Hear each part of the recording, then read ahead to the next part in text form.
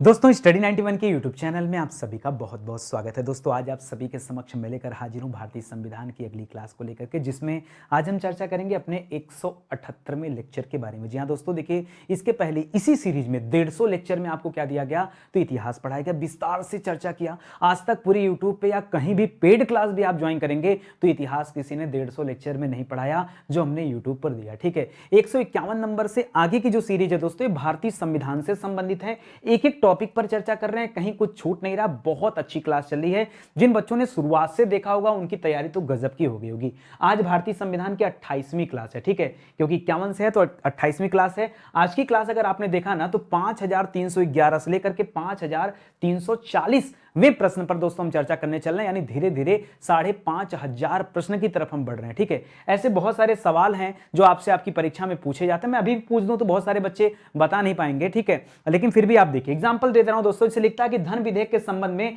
विशेष प्रक्रिया ये किस अनुच्छेद में दिया गया है। या फिर सवाल आ गया कि भारतीय संसद का निर्माण किसे मिलाकर होता है। राष्ट्रपति का विशेष अभिभाषण जो है ये किस अनुच्छेद में दिया है। संसद के सदनों की अवधि ये किस अनुच्छेद में दिया है। संसद सदस्यों का वेतन और भत्ते किस अनुच्छेद में दिए। ये सारे सवाल मैं अपने से नहीं दे रहा हूं, ये सारे सवाल आपसे आपकी परीक्षा में पूछे जाते हैं। ठीक है, कैसे बता पाओगे, जब आप डेली क्लास देखोगे तब आपको समझ में आएगा। देखिए स्टडी 91 के प्लेटफॉर्म से कई सारे विषय के लिए दोस्तों फाउंडेशन बैच लॉन्च किया गया, जिसमें हमारा जो सुपर सेलिंग बैच है ये हमारा दोस्तों मॉडर्न हिस्ट्री का बैच चल रहा है। तो एक मौका दीजिए दोस्तों, जुड़िए हमारे साथ। आपको खुद ही लगेगा कि वाकई नितिन सर जो कर रहे हैं दोस्तों बहुत इंपॉर्टेंट क्लास है। इसके अलावा दोस्तों पॉलिटी का भी नया बैच हम लोग स्टार्ट कर रहे हैं। बाकी हिंदी का बैच तो दोस्तों काफी दिनों से चल रहा, बहुत शानदार बैच है। ऊपर हेल्पलाइन नंबर दिया है, किसी तरह का दिक्कत हो परेशानी हो कॉल करके संपर्क कर सकते हैं। सीधे आइए अपने सवालों पर चलते हैं और पढ़ना आरंभ करते हैं कि क्या कुछ सवाल दिया गया और हमें उत्तर कैसे देने हैं। तो पहली बात क्या है दोस्तों कि 178वां लेक्चर आज हमारा है। 5311 से लेकर 5340 तक के सवाल हैं। टॉपिक है दोस्तों भारतीय संसद। ठीक है, संसद से संबंधित कितने सवाल बन सकते हैं वो सब कुछ हम देखने चल रहे हैं। पहला और इंपॉर्टेंट सवाल कि भारत की संघीय व्यवस्थापिका को हम किस नाम से जानते हैं। तो याद रखेगा, भारत की संघीय व्यवस्थापिका को हम क्या कहते हैं दोस्तों, संसद के नाम से जानते हैं। किस नाम से जानते हैं, संसद। या फिर इंग्लिश में इसे क्या कहते हैं दोस्तों, इसी को हम कहते हैं पार्लियामेंट। क्या कहते हैं दोस्तों, पार्लियामेंट के नाम से जानते हैं संसद, जो हमारी संघीय व्यवस्था है। ठीक है, पहला सवाल। दूसरा सवाल है दोस्तों कि भारतीय संसद का निर्माण किसे मिलाकर होता है। अब जिन्हें नहीं पता होगा ना वो यही कहेंगे दोस्तों कि भारतीय संसद लोकसभा और राज्यसभा से मिलकर बनती है, जबकि दोस्तों एक गलत जवाब है। याद रखेंगे, लोकसभा राज्यसभा प्लस राष्ट्रपति। क्यों राष्ट्रपति, क्योंकि अगर लोकसभा राज्यसभा है भी और उसने अगर कोई बिल पास भी कर दिया तो जब तक राष्ट्रपति का हस्ताक्षर होगा नहीं तब तक वह बिल अधिनियम में कन्वर्ट नहीं होगा, तो कोई मतलब नहीं बनता। इसलिए कभी भी आपसे पूछे कि संसद का निर्माण किसे मिलाकर होता है तो क्या बताएंगे, याद रखेंगे लोकसभा राज्यसभा और राष्ट्रपति को मिलाकर के, तीनों को मिलाकर के दोस्तों संसद बनता है। राष्ट्रपति के बिना संसद अधूरी होती है, ये आप ध्यान में रखेंगे। गलती मत कीजिएगा, देखिए फिर से बता रहा हूं, गलती करेंगे तो मेरा दोष न दीजिएगा। अगला सवाल लिख रहा, किस अनुच्छेद में कहा गया है कि संघ के लिए संसद होगी जो राष्ट्रपति और दोनों सदनों मतलब लोकसभा और राज्यसभा से मिलकर बनेगी। लोकसभा जिसे हम क्या कहते हैं दोस्तों, जिसे निम्न सदन कहते हैं। क्या कहते हैं, इसे हम कहते हैं निम्न सदन। और राज्यसभा को हम क्या कहते हैं दोस्तों, इसे हम कहते हैं उच्च सदन। ठीक है, क्या कहते हैं, उच्च सदन। तो किस अनुच्छेद में दोस्तों कहा गया, तो अनुच्छेद 79 है यहां पर। क्या दोस्तों, अनुच्छेद क्या है दोस्तों, 79 है। अनुच्छेद 79, 79, 69 मत कर दीजिएगा। 79 जो अनुच्छेद है दोस्तों उसमें संसद के बारे में बताया गया। फिर सीक्वेंस से, अच्छा मैं कहूं आपसे लोकसभा और राज्यसभा में बड़ा कौन सा है तो आप कहेंगे राज्यसभा। अगर राज्यसभा बड़ा है तो 79 के बाद 80वां नंबर किसका आएगा, राज्यसभा का। ठीक है, लिख रहा है राज्यसभा की संरचना ये किस अनुच्छेद में है, क्योंकि दोस्तों जब हम बात करते हैं संसद की तो संसद कहां दिया गया दोस्तों, संसद के बारे में कहां बताया गया है, संसद के बारे में अनुच्छेद 79 में बताया गया है। उसी तरह से संसद में सबसे बड़ा क्या होता है, राज्यसभा होती है, तो राज्यसभा के बारे में अनुच्छेद 80 में बताया गया है। दूसरे नंबर पर दोस्तों लोकसभा होती है, लोकसभा के बारे में कहां बताया गया है, लोकसभा के बारे में अनुच्छेद 81 बताया गया। तो यहां पर जो आपका आंसर हो जाएगा क्या हो जाएगा, अनुच्छेद 80 हो जाएगा। जाएगा ये आपका उत्तर। अगला सवाल लिख रहा है लोकसभा की संरचना की बात कर रहा है, इसकी संरचना कहां बताई गई दोस्तों, तो याद रखेंगे अनुच्छेद 81 में बताई गई, तो ये आप याद रखेंगे। अच्छा, इतने से काम नहीं चलेगा, थोड़ा सा आपको और भी सवाल पूछ सकता है। जैसे अगर मान लीजिए सवाल पूछ दे कि अब तो आप जानते होंगे दोस्तों नया वाला संसद बन गया है, ठीक है, तो नए संसद और पुराने संसद में क्या अंतर है, या आपको कम से कम ये जानकारी होना चाहिए कि हमारे यहां राज्यसभा में अधिकतम सीटों की संख्या कितनी है। मान लीजिए सवाल आ जाए कि राज्यसभा में क्या दे दे दोस्तों, मैक्सिमम सीट दोस्तों कितनी है, मैक्सिमम, ठीक है, कहां पर दोस्तों मैक्सिमम सीट, ये हम बात कर रहे हैं राज्यसभा में, ठीक है। या सवाल कर दे कि मैक्सिमम सीट कहां पर दोस्तों लोकसभा में कितनी है, तब ऐसे कंडीशन में आपका जवाब क्या होगा, पता होना चाहिए। तो याद रखेंगे दोस्तों कि जो हमारा संसद है उसमें अगर अधिकतम सीटों की बात करें, किसमें, राज्यसभा में, अभी नए संसद भवन की बात नहीं करें, पुराने की बात करें तो वहां 250 है, कितना दोस्तों, याद रखेंगे, पेन चेंज कर दे रहा हूं यहां पे, वहां पर कितनी संख्या है, तो मैक्सिमम संख्या कितनी है दोस्तों, 250 सदस्य हो सकते हैं। राज्यसभा में कितने सदस्य हो सकते हैं, 250 सदस्य हो सकते हैं। और वर्तमान में है कितने दोस्तों, वर्तमान में क्या 250 हैं क्या, नहीं 250 है नहीं, है कितने दोस्तों, केवल और केवल 245 सदस्य ही हैं। अच्छा, जो नया वाला संसद बन रहा है वहां का क्या हालचाल है सर, तो नया वाला संसद में दोस्तों इसकी संख्या बढ़ाकर कर दिया गया है 384, कितना कर दिया गया दोस्तों, ये जो नया संसद भवन बना है दोस्तों वहां पर राज्यसभा सदस्यों की संख्या कितनी होगी, तो 384 हो गई है, ये आप याद रखेंगे, ठीक है। हालांकि अभी आवश्यकता नहीं था, लेकिन दोस्तों 2026 तक ये इतना निश्चित किया गया, 2026 के बाद परिवर्तन अवश्य होगा, उसे आप ध्यान में रखेंगे, ठीक है। ठीक इसी तरह से जैसे यहां राज्यसभा का दिया है, मान लीजिए आपसे लोकसभा का पूछ दे कि यहां पर अधिकतम संख्या कितनी है, तो क्या बताएंगे, याद रखेंगे 592, कितने सदस्य हो सकते हैं, अधिकतम 592 हो सकते हैं। अच्छा, वर्तमान में कितने हैं अगर ये पूछ दे तब क्या बताएंगे, वर्तमान में है 545, कितने दोस्तों, वर्तमान में 545 है, ठीक है। 545 क्या 543 ही है, ठीक है, 2 और घट गए हैं, तो यहां 543 हैं, वर्तमान की बात कर रहा है। अच्छा, अगर आपसे पूछ दे दोस्तों कि लोकसभा जो बनी है दोस्तों ये नए वाले संसद में कितनी संख्या है लोकसभा सदस्यों की, वहां पर सीट कितनी लगी हुई, तो वहां पर सीट है दोस्तों कुल 888, कितनी सीट है, 888 सीट है, ठीक है। अगर राज्यसभा की बात करेंगे तो कितनी सीट है, राज्यसभा में बात करेंगे तो 384 सीट है, और लोकसभा की बात करेंगे तो 888 सीट है। ये सारे सवाल आपसे आपकी परीक्षा में पूछे जा सकते हैं, एकदम ध्यान से एक एक बातें आप रट लीजिए, समझ में आ गया ना। चलो आगे बढ़ते हैं, अगला सवाल करते हैं। लिख रहा है संसद के सदनों की अवधि दोस्तों किस अनुच्छेद में दिया गया है कि संसद के, अच्छा किस संसद के सदन की, तो सदन लिख दिया तो सदन में तो लोकसभा राज्यसभा दोनों आ जाता है। फिर दोस्तों इनकी अवधि कहां पर दिया गया है, तो जब आप पढ़ते हैं दोस्तों अनुच्छेद 83 के बारे में, तब दोस्तों आपको मिलता है इसकी अवधि, ठीक है। और अवधि में दोस्तों क्या होता है, याद रखेंगे लोकसभा का तो विघटन हो सकता है, लोकसभा का विघटन हो सकता है, किंतु राज्यसभा का विघटन कभी नहीं होता, ठीक है। राज्यसभा का विघटन कभी नहीं हो सकता, क्यों, क्योंकि राज्यसभा क्या है दोस्तों, अस्थाई सदन है, क्या है, यह अस्थाई सदन है, इसका विघटन नहीं हो सकता, ठीक है। क्या याद रखेंगे हम लोग, विघटन नहीं होता, ठीक है। कभी भी दोस्तों, कभी भी याद रखें कि इसका विघटन नहीं होता। हां, इसके सदस्य परिवर्तित जरूर होते हैं, ठीक है, यह आप याद रखेंगे, परिवर्तित जरूर होते हैं, लेकिन यहां पर इसका विघटन नहीं होता है। यह बात एकदम अच्छे से आपको ध्यान में रखना है और समझ के रखना है, ठीक है।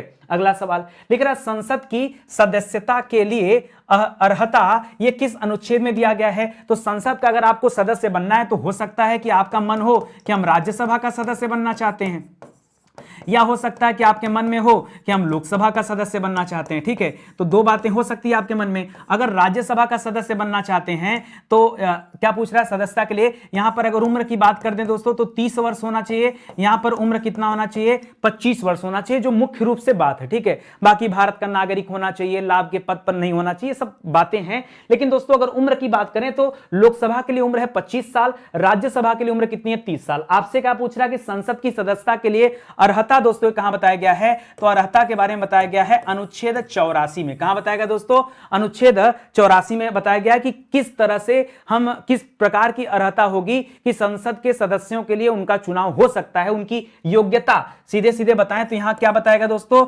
यहां बताया गया योग्यता के बारे में, ठीक है, उनकी क्या योग्यता होनी चाहिए यह बताया गया है। अगला सवाल देखिए, लिख रहा है संसद के सत्र, सत्रावसान व विघटन ये किस अनुच्छेद में दिए गए। तो पहली बात याद रखेंगे, विघटन विघटन के बारे में दो बातें याद रखेगा। किसका विघटन हो सकता है? तो लोकसभा का, हमने क्या पढ़ा है आपको, लोकसभा का विघटन हो सकता है, लेकिन राज्यसभा का विघटन कभी होता नहीं है। क्यों? क्योंकि राज्यसभा अस्थायी सदन है। रही बात संसद का सत्र बुलाना या सत्रावसान करना, तो सत्र बुलाने का काम या सत्रावसान करने का काम किसका होता है दोस्तों? राष्ट्रपति का होता है। किसका होता है? राष्ट्रपति करता है। यह सत्राहूत भी करता है। सत्र को क्या बोलते हैं? सत्र बुलाने को कहा जाता है सत्राहूत। क्या कहा जाता है? सत्राहूत। इसका मतलब क्या होता है? सत्र को आहूत करना, सत्र को बुलाना। इसी तरह से सत्रावसान का मतलब क्या होता है? सत्रधन अवसान, सत्र को समाप्त करना, उसे कहते हैं सत्रावसान। तो ये पावर किसके पास है? ये पावर है राष्ट्रपति के पास। अब सवाल पढ़िए, लिख रहा है संसद के सत्र, सत्रावसान व विघटन ये किस अनुच्छेद में दिए गए हैं? तो ये सारी बातें हैं अनुच्छेद 85 में। कहां पर है दोस्तों? अनुच्छेद 85 में दोस्तों इन सभी बारे में बताया गया है। और एक बात और बताया गया दोस्तों कि कभी अगर दोनों सदनों के विचारधारा में मतभेद हो तो संयुक्त अधिवेशन बुलाया जाएगा। क्या बुलाया जाएगा? यहां पे एक बात यह भी है कि मान लीजिए दोनों सदन क्या हो गए, किसी बात के लिए राजी ना हो रहे हो, तो ऐसे में क्या हो जाएगा? संयुक्त अधिवेशन के बारे में बताया गया। ठीक है, संयुक्त अधिवेशन बुलाया जाता है। और संयुक्त अधिवेशन दोस्तों फिलहाल इसके बारे में अनुच्छेद 108 में दिया गया है। कहां पर दिया गया है? संयुक्त अधिवेशन के बारे में कहां दिया गया है? 108 में दिया गया। तो ये कहा गया है कि राष्ट्रपति जो है संयुक्त अधिवेशन में भी दोस्तों अपना भाषण दे सकता है। हालांकि ध्यान दीजिएगा, संयुक्त अधिवेशन की अध्यक्षता कौन करता है? अगर सवाल यह है संयुक्त अधिवेशन की अध्यक्षता कौन करता है, तो याद रखेंगे इसकी अध्यक्षता लोकसभा अध्यक्ष करते हैं। कौन करते हैं? लोकसभा अध्यक्ष के द्वारा ही इसकी अध्यक्षता होती है। इस बात को भी ध्यान रखिएगा। बच्चे यहां से कंफ्यूज हो जाते हैं कि सत्रावसान करना, सत्राहूत करना तो राष्ट्रपति का काम है, लेकिन 108 के तहत संयुक्त अधिवेशन की अध्यक्षता कौन करता है? तो वहां पर हम पढ़ते हैं लोकसभा अध्यक्ष के बारे में। ठीक है, अगला सवाल देखिए। अगला सवाल लिख रहा है दोस्तों कि राष्ट्रपति का विशेष अभिभाषण ये किस अनुच्छेद में? अच्छा, राष्ट्रपति का अभिभाषण पता है कौन तैयार करता है? सवाल यह भी आता है कि राष्ट्रपति का अभिभाषण ये कौन तैयार करता है? तो याद रखेगा दोस्तों, जो मंत्रिमंडल होती है, जो मंत्रिमंडल होता है दोस्तों, वो मंत्रिमंडल क्या करता है? इस राष्ट्रपति के विशेष अभिभाषण को तैयार करने का काम करता है। अभी क्या पूछ रहा है कि राष्ट्रपति का विशेष अभिभाषण ये किस अनुच्छेद में दिया गया? सिर्फ आपसे अनुच्छेद पूछा जा रहा है, तो याद रखेंगे यहां हम पढ़ते हैं अनुच्छेद 87 के बारे में। किसके बारे में? अनुच्छेद 87 के बारे में पढ़ते हैं। वहां पर दोस्तों इसके बारे में बताया गया, तो इसको भी याद रखेंगे। ठीक है, चलिए आगे बढ़ते हैं। अच्छा, ये संयुक्त अधिवेशन में जो बात हो रही है ना, ये 86वां अनुच्छेद है, याद रखेंगे। ये अनुच्छेद दोस्तों आर्टिकल 86 है, जिसमें यह कहा गया कि राष्ट्रपति क्या कर सकता है? दोनों सदन में भाषण दे सकता है, अपना अभिभाषण दे सकता है, या अगर राष्ट्रपति चाहे तो संयुक्त अधिवेशन में भी अपना क्या कर सकता है? अभिभाषण दे सकता है। ये अभिभाषण के बारे में क्या बताया गया है? ये अनुच्छेद 86 में बताया गया, इसलिए मैं आपको बताया। बाकी संयुक्त अधिवेशन जो बुलाने का कॉन्सेप्ट है उसके बारे में अनुच्छेद 108 में बताया गया है, और यह कहा गया कि उसकी अध्यक्षता कौन करेगा? तो लोकसभा अध्यक्ष करेगा। कोई दिक्कत आपको?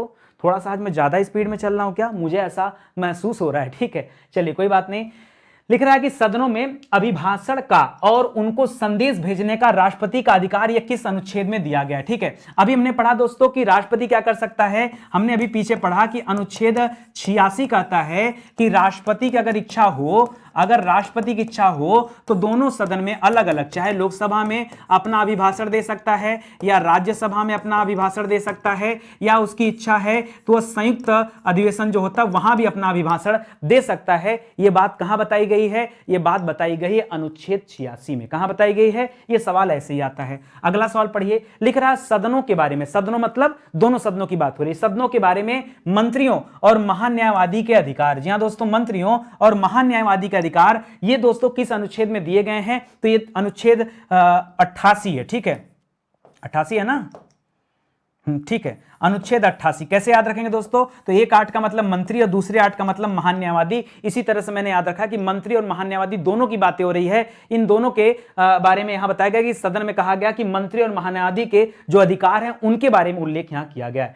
राज्यसभा का सभापति और उपसभापति। ठीक है, अब राज्यसभा के सभापति की बात करें तो राज्यसभा का पदेन सभापति कौन होता है दोस्तों? तो हम पढ़ते हैं जो भारत का उपराष्ट्रपति होता है। कौन होता है? जो भारत का उपराष्ट्रपति होता है। ठीक है, वो होता है। और उपराष्ट्रपति याद रखेंगे कभी भी राज्यसभा का सदस्य नहीं होता। यह भी हमने पढ़ा है कि राज्यसभा का सदस्य नहीं होते। ठीक है, नहीं होता है। ठीक है, यह भी हमने पढ़ा। तो ये स्पेशल लाइन है दोस्तों, ये आप जरूर याद रखिएगा। लोग ये समझते हैं कि राज्यसभा का सभापति होता तो जरूर से राज्यसभा का मेंबर होता है, लेकिन मेंबर वो नहीं होते हैं, ये आप याद रखेंगे। हाँ, कभी मतदान पड़ रहा है और अगर टाई होने वाली स्थिति बन गई, दोनों बराबर हैं, तो निर्णायक मत दे सकते हैं, निर्णायक मत दे सकते हैं, बस इतना ही पावर है, याद रखेंगे। लेकिन उपसभापति की बात करें तो उपसभापति दोस्तों राज्यसभा का सदस्य होता है, ठीक है, याद रखेंगे। उपसभापति जो होता है यह राज्यसभा का सदस्य होता है, ठीक है। अब जिन बच्चों ने पीछे की क्लास देखी होगी उनका कॉन्सेप्ट क्लियर होगा, जिन्होंने नहीं देखा होगा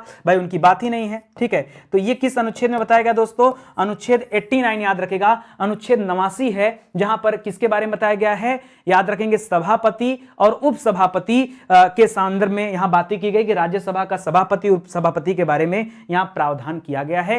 कहां पर दोस्तों? अनुच्छेद 89 में, ठीक है। हमने पीछे 79 पढ़ा था, 79 में संसद के बारे में बताया गया था, अनुच्छेद 80 में राज्यसभा के बारे में बताया गया, अनुच्छेद 81 में लोकसभा के बारे में, ठीक है। लिख रहा उपसभापति का पद रिक्त होना या उनका पद त्याग देना। ध्यान दीजिएगा, यहां हम बात उपसभापति की कर रहे हैं और अभी हमने पीछे बताया कि उपसभापति क्या होते हैं? ये राज्यसभा के सदस्य होते हैं, ठीक है।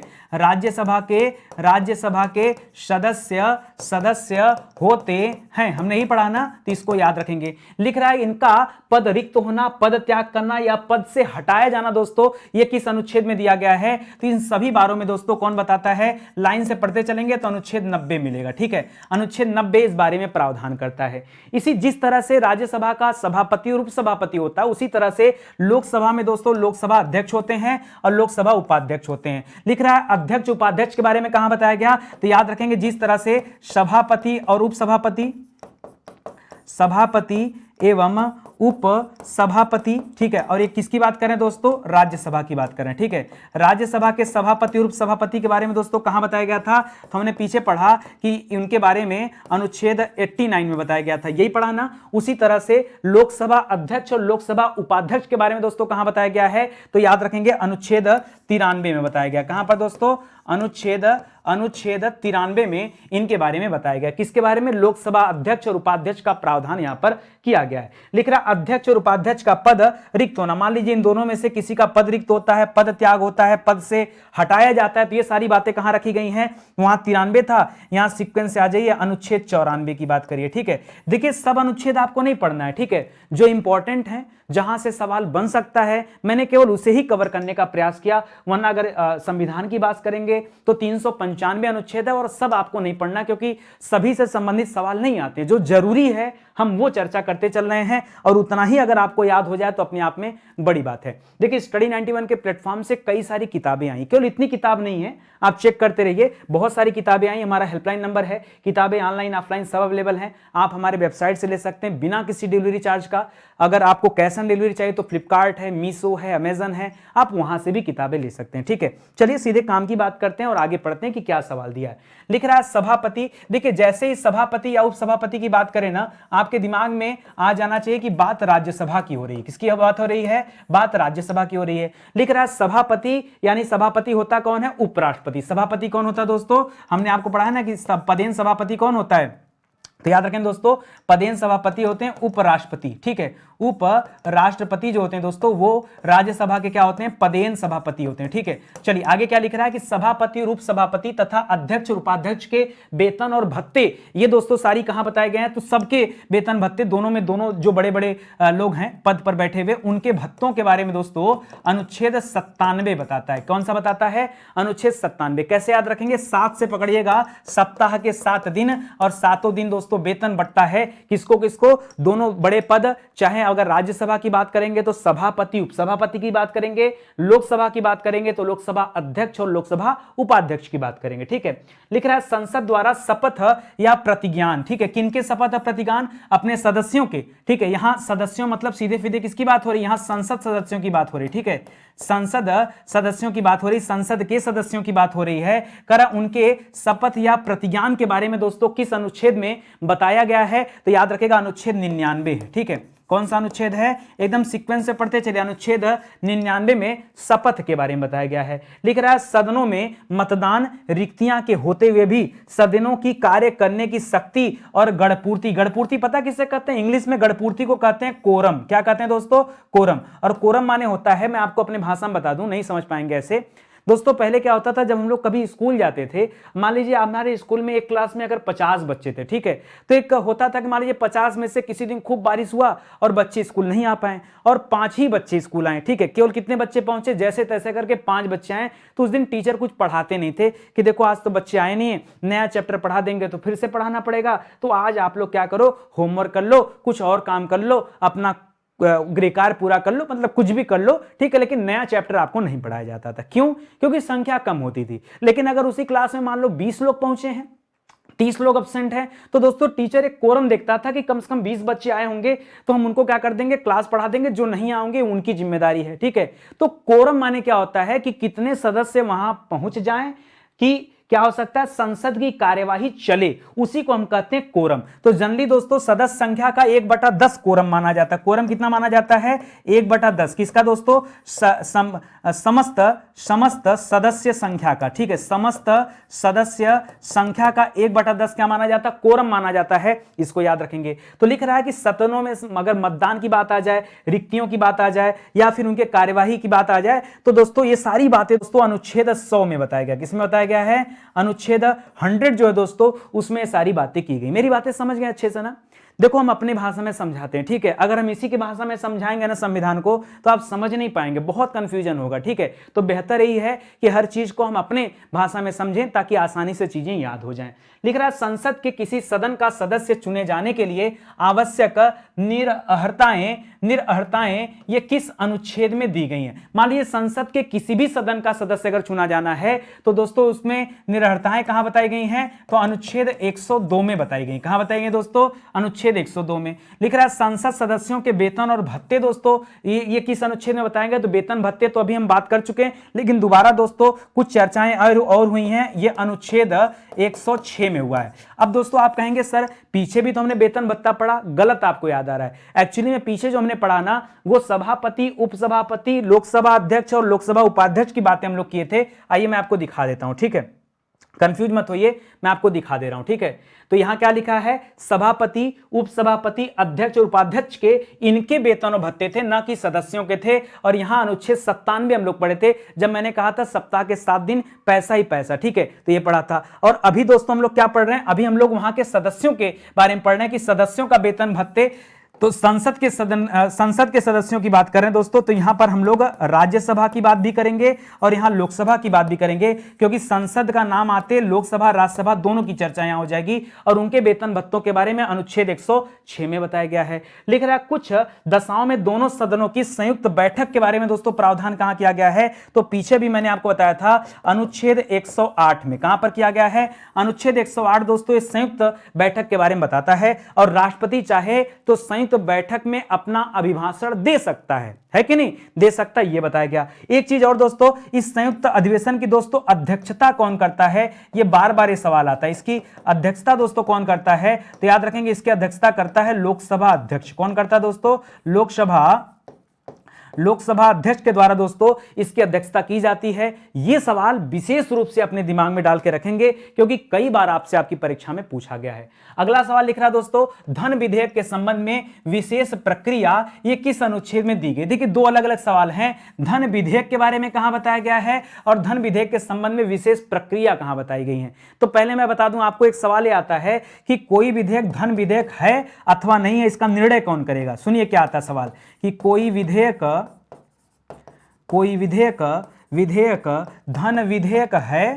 धन विधेयक है अथवा नहीं है, यह निर्णय दोस्तों कौन करता है? तो याद रखेंगे यह निर्णय हमेशा कौन करता है दोस्तों? लोकसभा अध्यक्ष करते हैं। कौन करते हैं दोस्तों? लोकसभा अध्यक्ष जो होते हैं वो निर्णय करते हैं कि कौन सा विधेयक क्या है, धन विधेयक है और कौन सा नहीं है। ये पहली बात याद रखिए। दूसरी बात याद रखिए दोस्तों, धन विधेयक पर पूरी तरह से नियंत्रण किसका होता है दोस्तों? तो सिर्फ और सिर्फ लोकसभा का होता है। किसका होता है? लोकसभा का। और आपको पता है दोस्तों, लोकसभा में जब बहुमत की सरकार होती है तो दोस्तों बहुमत दल का नेता ही प्रधानमंत्री चुना जाता है। तो किसी विधेयक को अगर नहीं पास हो पा रहा है तो उसको दोस्तों धन विधेयक घोषित करके भी पास करा लिया जाता है, क्योंकि उस कंडीशन में राज्यसभा से परमिशन की कोई बहुत विशेष आवश्यकता नहीं पड़ती। उनको देखने के लिए भेजा जरूर जाता है लेकिन वो कुछ कर नहीं सकते हैं, ठीक है, यही लिख रहा है दोस्तों। अच्छा, ये थोड़ी सी अलग बात है, लिख रहा धन विधेयक के संबंध में विशेष प्रक्रिया ये कहां बताएगी, तो प्रक्रिया के बारे में बात करेंगे तो अनुच्छेद 109 में बताया गया। कहां बताया गया दोस्तों, अनुच्छेद 109 में प्रक्रिया बताया गया है, और अनुच्छेद 110 में क्या बताया गया, धन विधेयक के बारे में बताया गया है कि किसे माना जाएगा। तो लोकसभा अध्यक्ष डिसाइड करेगा कि कौन सा विधेयक धन विधेयक और कौन सा नहीं है। अच्छा, वार्षिक वित्तीय विवरण की बात करें तो देखिए वार्षिक वित्तीय विवरण जिसे हम अपने भाषा में क्या कहते हैं दोस्तों, बजट कहते हैं। क्या कहते हैं, इसे हम अपने भाषा में क्या कहते हैं, बजट। याद रखेंगे पूरे संविधान में कहीं बजट शब्द का प्रयोग नहीं हुआ। अगर आपसे पूछा जाए कि क्या संविधान में बजट शब्द का प्रयोग हुआ है, बजट शब्द का प्रयोग हुआ है, तो याद रखेंगे संविधान में बजट शब्द का प्रयोग नहीं हुआ है। उसके स्थान पर संविधान में वार्षिक वित्तीय विवरण शब्द का प्रयोग किया गया है। ये शब्द दिया गया है, और ये कहां दिया गया दोस्तों, तो दिया गया अनुच्छेद 112 में। कहां दिया गया दोस्तों, अनुच्छेद 112 में वार्षिक वित्तीय विवरण के बारे में दिया गया। ठीक, तो 109, 110 ये आप याद रखेंगे, और 112 में हो गया। ठीक है, अच्छा, इसको समझ में आ गया ना, कोई दिक्कत आपको नहीं ना। 111 में क्या दिया गया दोस्तों, 111 में दिया गया कि धन विधेयकों पर दोस्तों सदस्यों के सहमति के बारे में दोस्तों बताया गया है कि उसको कैसे पारित किया जाएगा। हालांकि जब इस पे पूरा जो है पकड़ किसका होता है, लोकसभा का होता है, तो इसको कोई दिक्कत नहीं होती। ठीक है, एक सवाल आता है दोस्तों विनियोग विधेयक। ठीक है, 112 से आगे जब 113 में बढ़ेंगे तो मिलेगा आपको विनियोग विधेयक, कि विनियोग विधेयक के बारे में कहां पढ़ाया गया, तो 113 नहीं 114 में। ठीक है, याद रखेंगे विनियोग विधेयक के बारे में कहां दिया गया है, तो याद रखेंगे अनुच्छेद 114 में। बहुत इंपॉर्टेंट है दोस्तों कि विनियोग विधेयक होता क्या है। किसी को पता है इसके बारे में, किसी को पता हो तो बताइए कि विनियोग विधेयक क्या होता है, जल्दी से बताइए। चलिए मैं आपको अपने भाषा में समझाता हूं विनियोग माने क्या होता है। अगर मान लीजिए कहीं पर लिखा है कि आपके सामने एक शब्द आ गया विनियोग, तो आप कहते हैं दोस्तों विनियोग को आप इन्वेस्टमेंट के तौर पे लेते हैं। कोई दिक्कत आपको, मैं आपको अपने भाषा में समझा रहा हूं, सुनिएगा। विनियोग को आप हमेशा इन्वेस्टमेंट के तौर पर लेते हैं। तो सिंपल सी बात है कि किसी भी वित्तीय वर्ष के दौरान, वित्तीय वर्ष मतलब फाइनेंशियल ईयर, फाइनेंशियल ईयर मतलब 1 अप्रैल से 31 मार्च का जो समय चलता है उसे हम क्या कहते हैं, फाइनेंशियल ईयर कहते हैं। तो किसी भी वित्तीय वर्ष के दौरान जो कुछ भी खर्चे होते हैं, ठीक है, किसके द्वारा, सरकार के द्वारा जो कुछ भी व्यय किया जाता है वो किससे पूरा किया जाता है, तो भारत की संचित निधि होती है। ठीक है, भारत की संचित निधि होती है जिसे हम कॉन्सोलिडेटेड फंड कहते हैं। उस संचित निधि से क्या किया जाता है दोस्तों, व्यय किया जाता है। ठीक है, जो भी खर्चे होते हैं, ठीक है, वो कहां से व्यय किए जाते हैं दोस्तों, पूरे एक वित्तीय वर्ष में वो भारत की संचित निधि से निकालकर व्यय किए जाते हैं। और जो पैसा संचित निधि से निकालना है, कोई भी कितना भी पैसा अगर आपको चाहिए, अगर उसे संचित निधि से बाहर निकालना है तो संसद के सदन में विनियोग विधेयक पेश किया जाता है, क्योंकि बिना विनियोग विधेयक के आप पैसा नहीं निकाल सकते। ये ठीक वैसा ही है जैसे मान लीजिए आपने बैंक में पैसा जमा कर दिया, तो क्या बिना बैंक गए या बिना एटीएम गए आप पैसा विड्रॉ कर सकते हैं, नहीं कर सकते। उसी तरह से ये जो भारत सरकार की संचित निधि है, अगर सरकार किसी भी व्यय के लिए यहां से पैसा निकालना चाहती है तो उसे क्या कर लाना पड़ेगा, विनियोग विधेयक लाना पड़ेगा। वो जब पास होगा तभी संचित निधि से पैसा निकलता है। बस इतनी सी बात है, और इसी के बारे में अनुच्छेद 114 में बताया गया। ठीक है, एक सवाल और, ये विनियोग विधेयक दोस्तों पेश कौन करता है, तो देखिए इसको पेश करता है वित्त मंत्री। कौन पेश करता है, अब वो चाहे महिला हो चाहे पुरुष हो, उससे मतलब नहीं है। इसको पेश कौन करता है, एक सवाल ये भी देता है, तो वित्त मंत्री इसे पेश करते हैं, ये भी याद रखेंगे। एक सेकेंड, आ गई बात समझ में ना। तो कौन पेश करता है इसे, वित्त मंत्री पेश करते हैं। ठीक है, अगला सवाल पढ़िए, लिख रहा अनुपूरक, अतिरिक्त और अधिक अनुदान, ये दोस्तों किस अनुच्छेद में दिए गए हैं। देखिए अब होता क्या, मैं आपको अपनी भाषा में बता दूं कि इन सब की आवश्यकता क्यों पड़ी। अब सरकार मान लीजिए कोई बजट प्लान कर दी, ठीक है, और बजट कर दी कि भाई सड़क के पुनर्निर्माण में जो है 2000 करोड़ खर्च होगा। और मान लीजिए जब सड़क बनना शुरू हुआ या पुनर्निर्माण होना शुरू हुआ तो 2200 करोड़ का खर्चा आ गया। भाई प्लान हुआ था 2000 करोड़, अब 200 करोड़ आएगा कहां से, तो दोस्तों 200 करोड़ के लिए दोस्तों यहां पर अतिरिक्त अनुदान मांगा जाएगा कि भाई उस खर्चे के लिए अतिरिक्त व्यवस्था की जरूरत है, मतलब अतिरिक्त पैसे की आवश्यकता है। तो इसके लिए दोस्तों ये सब आता है अनुच्छेद 115 में। कहां आता है दोस्तों, अनुच्छेद 115 में इन सभी चीजों के बारे में बताया गया कि किसी विशेष सेवा हेतु अगर इस तरह का कुछ निकालना चाहते हैं, ठीक ठीक है, तो उसके लिए अलग अलग तरह के विधेयक पेश किए जाते हैं। लेखानुदान के बारे में दोस्तों, इसके बारे में हम विस्तार से चर्चा करने वाले हैं, पहले सुन लीजिए। लेखानुदान के बारे में दोस्तों किस अनुच्छेद में बताया गया है, तो यहां पर आता है दोस्तों अनुच्छेद 116 में। कहां पर दोस्तों, और खास करके 116 क में दोस्तों किसके बारे में बताया गया, लेखानुदान के बारे में बताया गया। लेखानुदान क्या होता है दोस्तों, मान लीजिए जब तक, मान लीजिए देखिए हर चीज के लिए तो बजट पेश होता है, लेकिन जब तक बजट लंबित है उस बीच में जो खर्चे होंगे वो कहां से पूरा होंगे, वो पूरा होंगे लेखानुदान से। ठीक है, सुनिए, जब तक बजट लंबित है, जब तक बजट लंबित है उस बीच खर्चे,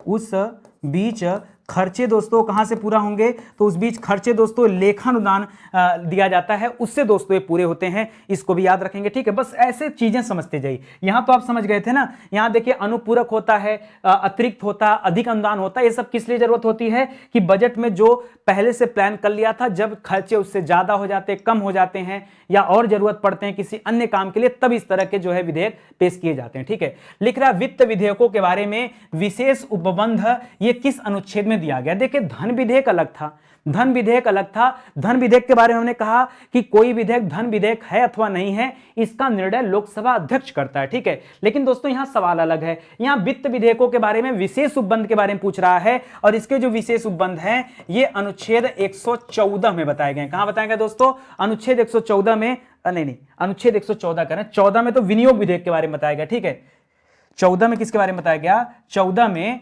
याद रखिए विनियोग विधेयक।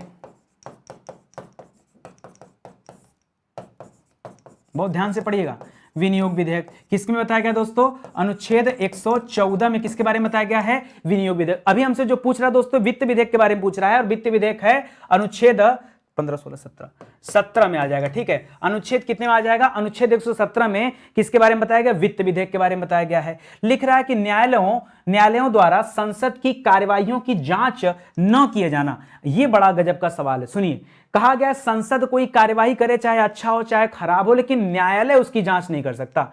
न्यायालय किसी और की जांच कर सकता है, लेकिन न्यायालय संसद की कार्यवाहियों की जांच नहीं कर सकता। और इसके बारे में कहां बताया गया दोस्तों, इसके बारे में बताया गया अनुच्छेद 122 में। कहां बताया गया है, अनुच्छेद 122 में। संसद के विश्रांति काल में, विश्रांति काल में मतलब जब संसद का सत्र न चल रहा हो, तो विश्रांति काल में अध्यादेश प्रख्यापित करने की जो राष्ट्रपति की शक्ति होती है, इसके बारे में कहां बताया गया, तो राष्ट्रपति अध्यादेश जारी कर सकता है अनुच्छेद 23 के अनुसार। ठीक है, अनुच्छेद 123 और 124 में क्या बताया गया दोस्तों, सुप्रीम कोर्ट के बारे में है, वो प्रावधान है। देखिए ये क्यों जरूरी है, अध्यादेश क्यों जारी किया जाता है, मैं बताना चाहता हूं। कानून कौन बनाता है, कानून संसद बनाती है, और जब संसद में छुट्टी चल रहा हो और उसी बीच किसी कानून की आवश्यकता पड़ जाए, तो अब तत्काल प्रभाव से तो सदस्यों को बुलाया नहीं जाएगा, तो राष्ट्रपति अध्यादेश जारी कर देता है। एक सवाल आता है कि राष्ट्रपति के द्वारा जो अध्यादेश जारी किया जाता है, ठीक है, इसकी अधिकतम अवधि कितनी है। सवाल क्या आता है दोस्तों, पढ़िएगा ध्यान से, अधिकतम अवधि। ठीक है, अधिकतम अवधि कितनी होती है, तो याद रखेगा, यहां याद रखेगा 6 माह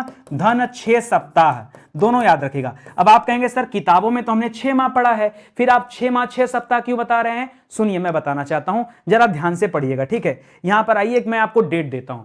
देखिए कहा गया कि जब संसद का सत्र न चल रहा हो, जब सत्र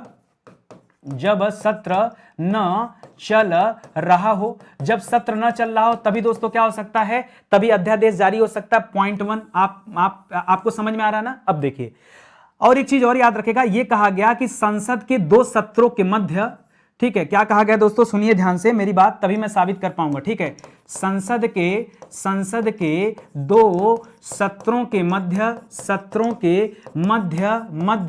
ठीक है, कितने दिन का अवकाश हो सकता है दोस्तों, अवकाश कितना हो सकता है, तो कहा गया अवकाश हो सकता है 6 माह का। ठीक है, तो आप कहो ये भी हमने पढ़ा है, ये दोनों बातें मैं सही लिख रहा हूं ना। पॉइंट 1, ठीक है, कि अध्यादेश कब जारी किया जा सकता है, जब संसद सत्र में ना चल रहा हो, तभी दोस्तों अध्यादेश जारी किया जा सकता है। पॉइंट 1 है। पॉइंट 2 मैंने कहा कि संसद के दोनों सत्रों के बीच में कम से कम क्या होता है, अधिकतम, कम से कम नहीं, अधिकतम 6 महीने का अवकाश हो सकता है। ये 6 माह क्या दोस्तों, ये मैक्सिमम है। ठीक है, चलिए अब तीसरा पॉइंट मैं आपको बता दूं, जो हमारा संविधान कहता है, वो तीसरा पॉइंट बड़ा इंपॉर्टेंट है। संविधान ये कहता है कि जब सत्र चलने लगे, जब सत्र चलने लगे, ठीक है, उस तिथि से,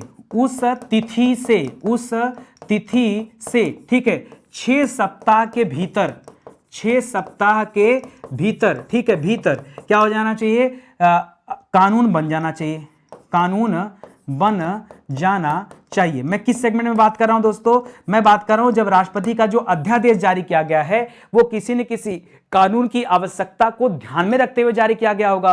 तो दोस्तों ये कहा गया कि 6 सप्ताह के अंदर बन जाना चाहिए। तो वही मैंने कहा कि दोस्तों मान लीजिए किसी दिन छुट्टी हो गई, मान लीजिए छुट्टी हो गई दोस्तों, 1 मई को संसद का सत्र समाप्त हो गया, ठीक है, क्या हो गया दोस्तों, ये अभी सत्र क्या हुआ, यहां पर मान लीजिए सत्र क्या हुआ, समाप्त हुआ, ठीक है, सत्र समाप्त हुआ 1 मई को। अब अधिकतम गैपिंग कितनी हो सकती है, 6 महीने की, तो मई से 1 महीना जून, जुलाई, अगस्त, सितंबर, अक्टूबर, नवंबर, नवंबर में हो जाएगा दोस्तों 6 महीना, ठीक है। तो जब नवंबर में दोस्तों यहां क्या हो जाएगा, 1 नवंबर को इसका 6 महीना पूरा हो जाएगा। और मान लो अधिकतम गैपिंग ही हो सकता है कि संसद यहां से बंद हो और जाके यहां शुरू हो, तो दोस्तों यहां से 6 सप्ताह और मिल जाएगा ना, मान लीजिए वो अध्यादेश के लिए 6 सप्ताह और मिल जाएगा, क्योंकि यहां कहा गया कि 6 सप्ताह अधिकतम तक वह रह सकता है। तो वैलिडिटी कितनी हो गई, 6 महीना दोस्तों, यहां वाली वैलिडिटी हो गई और 6 सप्ताह यहां हो गई। तो मैंने क्या गलत बोला, ठीक है, इसीलिए मैं कह रहा हूं कि आप जब किताबों को पढ़िए तो समझिए, लॉजिक समझेंगे तब दोस्तों क्लियर हो पाएगा, अन्यथा फिर कंफ्यूजन बहुत भरा पड़ा है, ठीक है। पता नहीं कि मुझे लग रहा है कि आज मैं कुछ ज्यादा स्पीड में पढ़ा रहा हूं, लेकिन कोई कारण नहीं है, ठीक है, ऐसा मुझे लग रहा है, हो सकता है कोई दिक्कत हो, ठीक है, चलिए कोई बात नहीं, ये इंटरनल हो सकता है। तो दोस्तों यहीं पे सेशन समाप्त होता है। स्टडी 91 के प्लेटफॉर्म से बहुत सारे विषय के ई बुक लॉन्च किए गए हैं, किताबें लॉन्च की गई हैं, कोर्स लॉन्च किए गए। मैं आपसे केवल इतना कहना चाहता हूं, मौका दीजिए, जब आप आएंगे साथ में पढ़ेंगे, मौका देंगे, तभी आप डिसाइड कर पाएंगे कि नितिन सर या स्टडी 91 कितना बेहतर है। आप किसी भी चीज में, आप हमारी किताबों को पढ़ के देखिए, ई बुक को लेके देखिए, हमारे कोर्सेज को लेके देखिए, आपको समझ में आएगा कि नहीं, नितिन सर का कहना बिल्कुल सही है। आप यूट्यूब पे भरोसा कर सकते हैं ना, यूट्यूब पर जो हमारी क्लासेस दी जाती है, आप देखिए ना कि कैसे इंसान ने क्या किया, इस अकेले इंसान ने 178 लेक्चर पर हमें पहुंचा दिया हो। आपने इतने वीडियो नहीं देखे, लेकिन मेरा फर्ज है हर एक टॉपिक पर वीडियो देना, तो मैं तो मेहनत के साथ दे रहा हूं, ठीक है। तो दोस्तों सुबह के टाइम ये जीके जीएस की जो सीरीज चल रही है बहुत इंपॉर्टेंट है, क्योंकि संविधान समाप्त होगा तो हम लोग ज्योग्राफी पे आएंगे, पूरा ज्योग्राफी पढ़ाऊंगा, पूरा साइंस भी पढ़ाऊंगा। तो आप कहीं जाने की आवश्यकता नहीं, आपको यहीं लगे रहिए और आराम से पढ़ते चलिए, बहुत मजा आएगा। और देखिए ना 5,500 क्वेश्चन हम लोग पहुंचने वाले हैं। मैं पहले ही कह रहा था कि साथ में जुड़ जाइए, लेट हो जाएगा तो परेशान हो जाएंगे, सर अब कवर कैसे करें। अभी भी कवर हो सकता है, मेरी क्लास बहुत लंबी नहीं होती, आधे घंटे की क्लास होती है, एक दिन में 3-4 क्लास देखेंगे तो आराम से कवर हो जाएगा, ठीक है। तो चलिए सेशन दोस्तों ये समाप्त होता है, मिलते हैं अगले लेक्चर में, तब तक के लिए बहुत बहुत धन्यवाद आपका। जय हिंद, जय Bharat, thank you so much.